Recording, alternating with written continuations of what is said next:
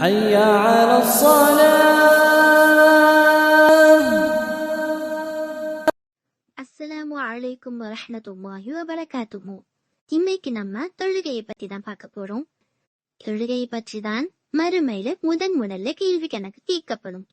சொர்க்கத்தின் திறவுகோல் தொழுகைதான். தொழுவதன் மூலம் பாவங்கள் மன்னிக்கப்படுகின்றது. அல்லாஹ்வுடனான நெருக்கத்தை அதிகரிக்கிறது. இம்மை மறுமையின் வெற்றியாக அமைகிறது. நம் அந்தஸ்தை உயர்த்துகிறது. நம்முடைய ரிஸ்கில் பரக்கத் ஏற்படுத்துகிறது.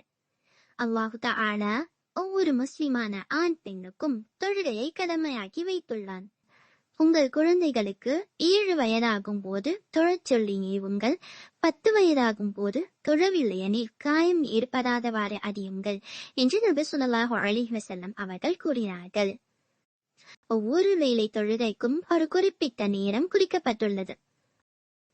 நம்ம ஒரு ஈவென்ட்ஸுக்கு போறதா இருந்தாலும் சரி, இல்ல ஸ்கூலுக்கு போறதா இருந்தாலும் சரி, அதுக்காக ஒரு குறிப்பிட்ட நேரம் ஃபிக்ஸ் பண்ணியிருப்பாங்க.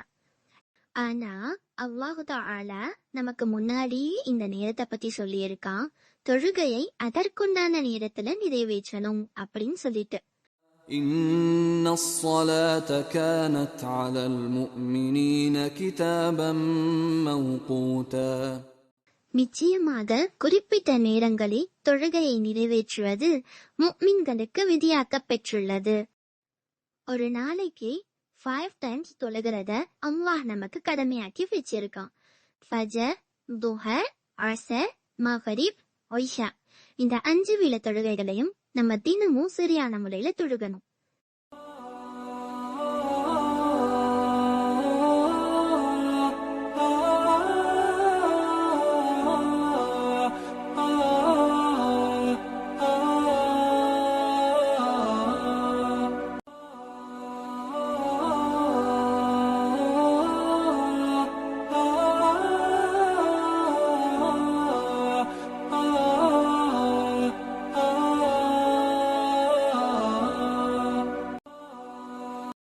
ஜஸாக்குமுல்லாஹு கைரன்.